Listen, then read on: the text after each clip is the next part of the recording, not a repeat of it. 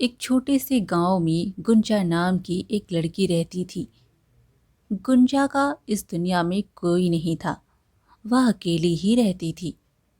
गुंजा देखने में बहुत ज़्यादा सुंदर तो नहीं थी, लेकिन गुंजा बहुत मेहनती थी और अपने लिए 2 वक्त की रोटी कमा लेती थी। गुंजा अपने आप से खुश नहीं थी। वो हमेशा उदास ही रहा करती थी। उसे लगता था कि दुनिया में हर कोई खुश नजर आता है। सभी लोग उसे खुशहाल दिखाई देते थे। दूसरों का जीवन देखकर वो हमेशा अपने आप को कोसती रहती और कहती, हे भगवान, तुमने सबको खुशियाँ दी, सबको सुख और सुंदरता दिया, लेकिन मुझे क्यों नहीं? आखिर मैंने ऐसा क्या किया था? मेरी गलती क्या थी? वह उदास होकर अपने आप से बातें करती रहती। गुंजा खुद को अकेला महसूस करती थी। उसके साथ उसका सुख दुख बांटने वाला भी कोई नहीं था। इसी तरह एक दिन वह अपने आप से निराश होकर गांव के बाहर एक पेड़ के नीचे बैठे रो रही थी। तभी वहां से एक महात्मा जी गुजरे, जो बहुत ही पहुंचे हुए थे। जब उन्होंने गुंजा को रोते हुए देखा तो वह उसके पास आए और पूछने लगे, बेटी, आखिर तुम रो क्यों रही हो? क्या तुम्हें कोई तकलीफ है? बोलो। गुंजा ने कहा, बाबा जी, मुझे कोई प्यार नहीं करता, मुझे कोई पसंद भी नहीं करता, क्योंकि मैं बदसूरत हूँ और सुंदर नहीं हूँ। लोग मेरे रंग को लेकर मेरा मजाक उड़ाते हैं। मेरा कोई नहीं है, यहाँ तक कि मेरे पास तो धन भी नहीं है। दुनिया में हर किसी को हर चीज़ मिली है, हर कोई सुखी है। सब लोग अपना जीवन खुशहाली से बिता रहे हैं। सबके पास सब कुछ है, पर मेरे पास कुछ भी नहीं। आखिर मैंने ऐसा क्या किया है? मेरा कसूर क्या था? क्या मुझे खुश रहने का हक नहीं है? महात्मा जी ने गुंजा की बातें बड़े ही ध्यान से सुनी और फिर उसे कहने लगे, देखो बेटी, अगर तुम मुझे उस आदमी से मिलवा दो जो अपने जीवन में पूरी तरह से सुखी है, तो मैं तुम्हें एक ऐसी चीज़ दूंगा जिससे तुम सुंदर और सुखी हो जाओगी। बोलो, मिलवाओगी?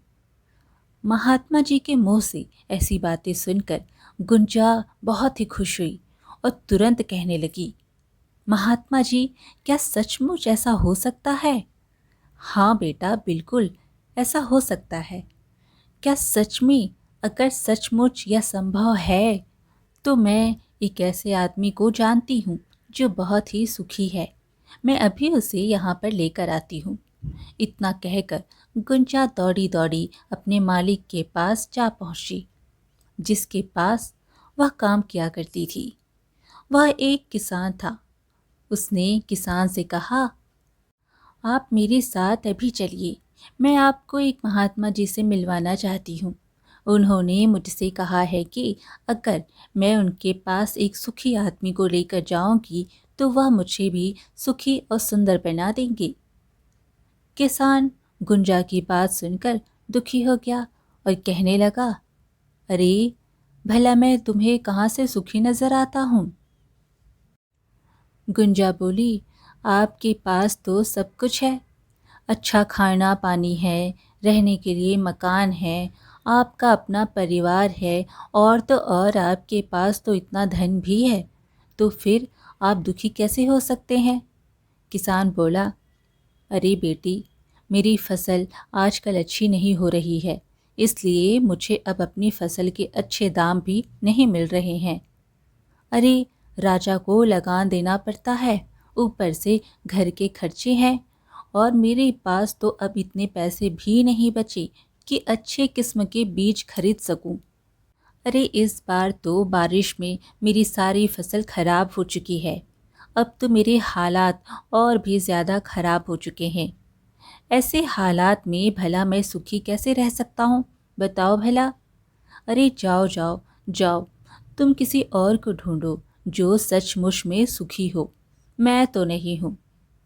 गुंजा ने कहा, तो फिर आप ही मुझे बता दीजिए कि आपके हिसाब से सबसे ज़्यादा सुखी कौन है, जिसे मैं अपने साथ ले जा सकूं। किसान थोड़ी देर तक सोचता रहा और फिर कहने लगा, तो मुझे लगता है कि व्यापारी सबसे सुखी है, क्योंकि उसे फसल लगाने की कोई चिंता नहीं होती और ना ही फसल की देखभाल करने की। अरे, उन्हें तो सिर्फ फसल खरीदनी होती है। वह फसल कहीं से भी खरीद सकते हैं। जिसकी फसल अच्छी हुई उससे खरीद लिया। वह किसी दूसरी चीज़ का व्यापार भी कर सकते हैं। चलो, फसल नहीं करना तो किसी दूसरी चीज़ का व्यापार कर लो। बीज बेचने का व्यापार कर लो, खाद बेचने का व्यापार कर लो। और इन चीज़ों का मौसम के साथ कोई लेना देना भी नहीं होता है। हाँ, वह हमसे कहीं ज़्यादा पैसे भी कमाते हैं। यह है असली सुख। ऊपर से लोग उनका आदर सत्कार भी करते हैं। मुझे तो लगता है कि इस दुनिया में सबसे ज़्यादा सुखी व्यापारी ही होते हैं। तुम उन्हीं के पास जाओ। गुंजा अपने मालिक की बात सुनकर दौड़ी दौड़ी एक व्यापारी के पास जा पहुंची और व्यापारी से कहने लगी, क्या आप मेरे साथ चल सकते हैं? मुझे एक महात्मा जी मिले हैं जिनसे मैं आपको मिलवाना चाहती हूँ। उन्होंने कहा है कि अगर मैं उन्हें एक सुखी आदमी से मिलवाऊंगी तो वो मुझे सुखी और सुंदर बना देंगी। गुंजा की बात सुनकर वह व्यापारी दुखी स्वर में कहने लगा, अरे बेटिया, सुख यह कौन सी चिड़िया का नाम होता है? हमारे जीवन में सुख कहाँ है? हर तरफ तो दुख ही दुख है। चोर डाकुओं से हमेशा सावधान रहना पड़ता है। व्यापार में भी कभी घाटा चढ़ रहा है और राजा हमसे कर वसूलता ही वसूलता है।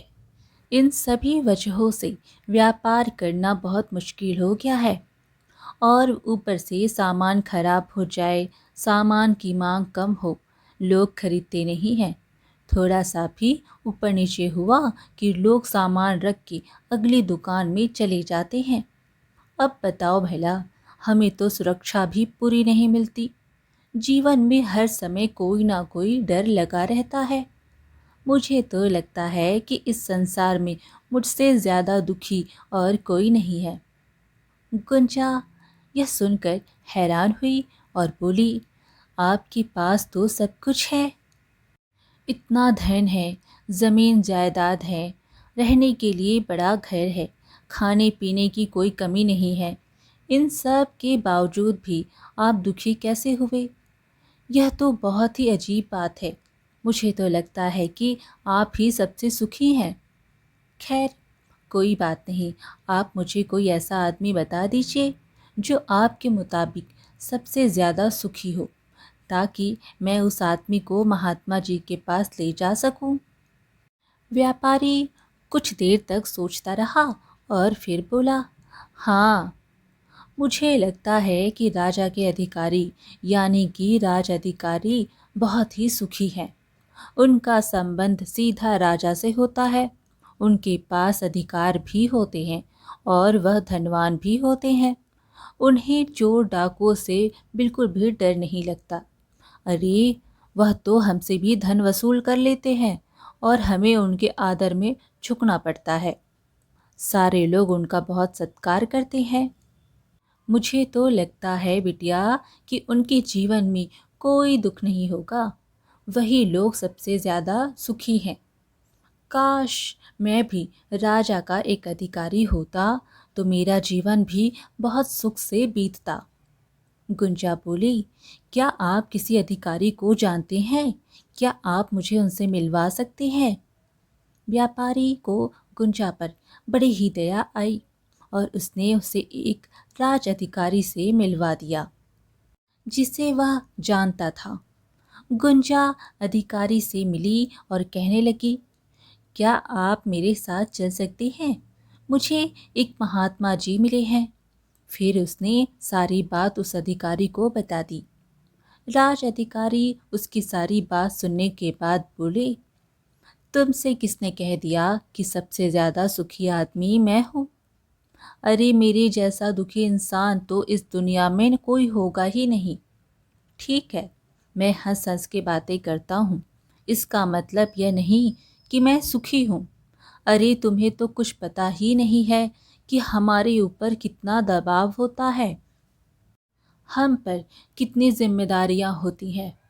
राजा के हर आदेश को पूरा करवाना पड़ता है और वो आदेश भी इतनी आसानी से पूरे नहीं होते। उन आदेशों को पूरा करने के लिए हमें कई मुश्किलों का सामना करना पड़ता है। यहाँ तक कि राजा कभी भी कोई भी आदेश जारी कर देता है और हमें उस आदेश को लागू करना पड़ता है। जनता का गुस्सा और बाकी सारी मुश्किलें कौन झेलता है? हमें ही तो झेलनी पड़ती है। तुम्हें लगता है कि मैं सुखी हूँ?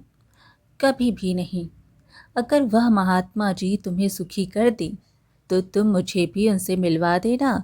मैं भी सुखी होना चाहता हूँ। मैं भी अपना जीवन खुशी खुशी बिताना चाहता हूँ। गुंजा हैरान होकर राज अधिकारी से कहने लगी, जहाँ तक मैं सोचती थी आप इस दुनिया में सबसे सुखी हैं, परंतु आप भी सुखी नहीं। आपको क्या लगता है कि इस दुनिया में कोई ऐसा इंसान है जो सबसे ज्यादा सुखी हो? राज अधिकारी बोला, हाँ, देखो, मुझे लगता है कि इस पूरे राज्य में केवल एक ही आदमी सुखी है और वह है इस राज्य का राजा। मुझे तो सिर्फ वही सुखी लगते हैं, क्योंकि उन्हें किसी की सुननी नहीं पड़ती। वह अपनी मर्जी के मालिक हैं और हम सब पर आदेश चलाते हैं। सभी लोग उनके सामने झुकते हैं। उनके पास ना तो धन की कमी है और ना ही जमीन जायदाद की। बस यूं समझ लो कि सारी धरती को उन्होंने जीत लिया है और सबके मालिक है। वह सबसे ऊंचे हैं और वही सबसे सुखी इंसान है। हाँ, काश मैं भी किसी राजा के घर पैदा हुआ होता तो मैं भी सबसे सुखी होता। उस राज अधिकारी की यह बातें सुनकर गुंजा अधिकारी से कहने लगी, क्या आप मुझ पर एक कृपा कर सकते हैं? आप मुझे एक बार राजा से मिलवा सकते हैं? आपकी बहुत ही मेहरबानी होगी। मैं सिर्फ एक बार राजा से मिलना चाहती हूँ। गुंजा के चेहरे को देखकर अधिकारी को उस पर दया आ गई।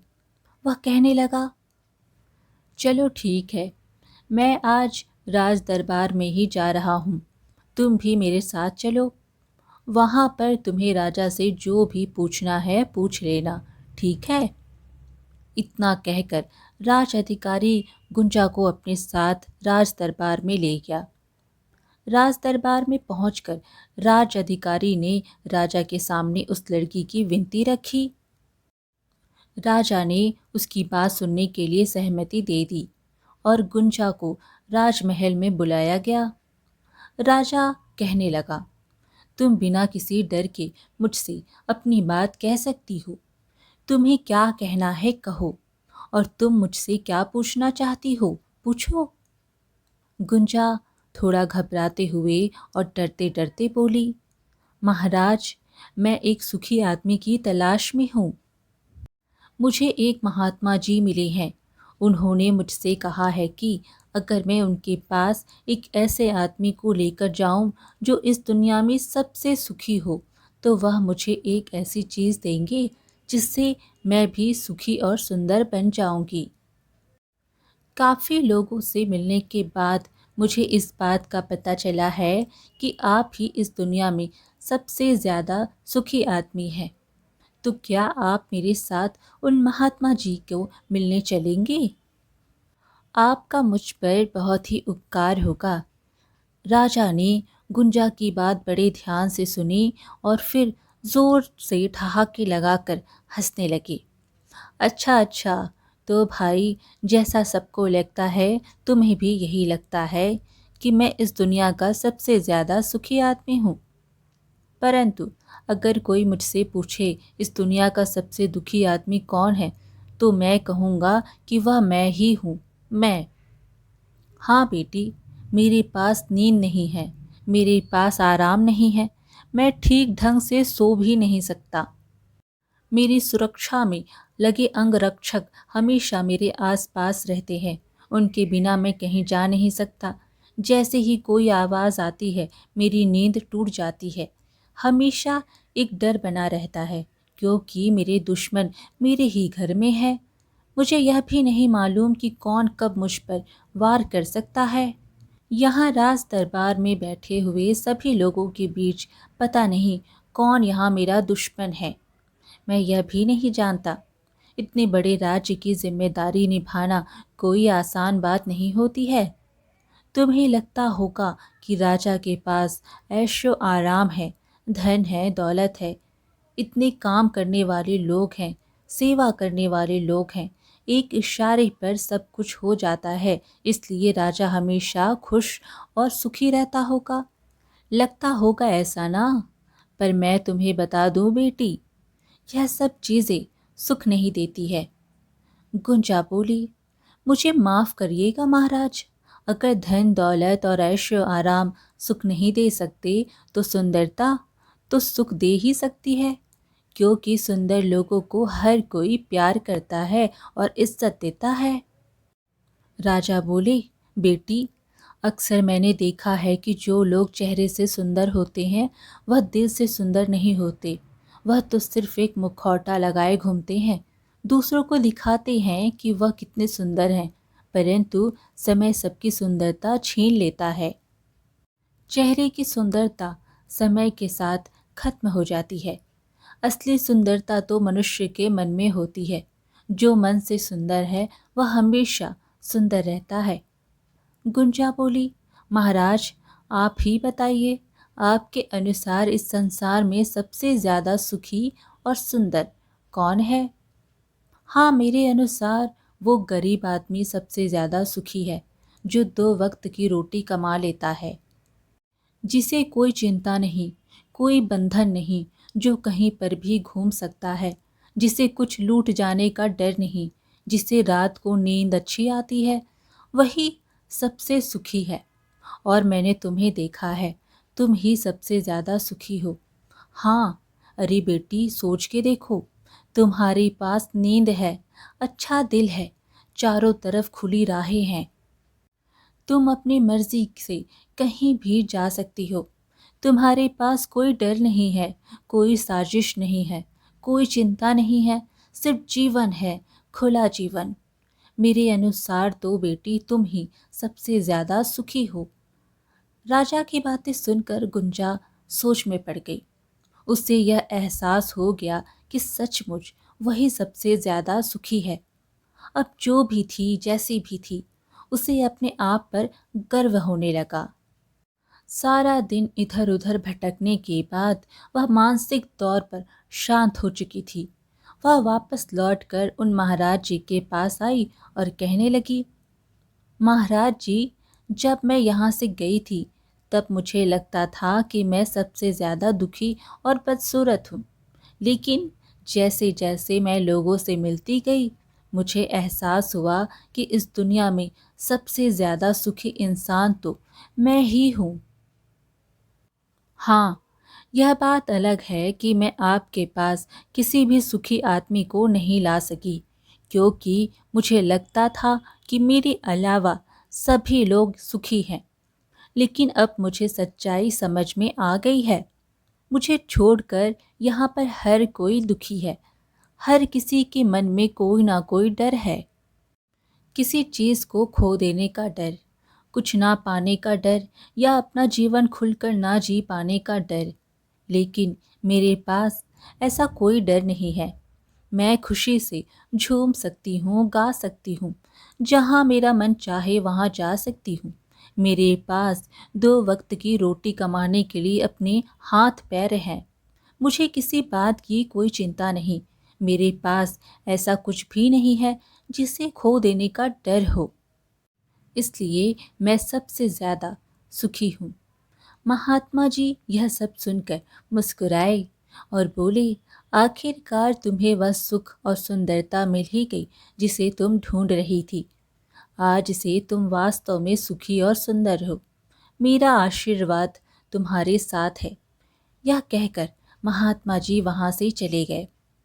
गुंजा अब यह जान चुकी थी कि वह सबसे सुंदर और सुखी है। उसे अब किसी बात का दुख नहीं था।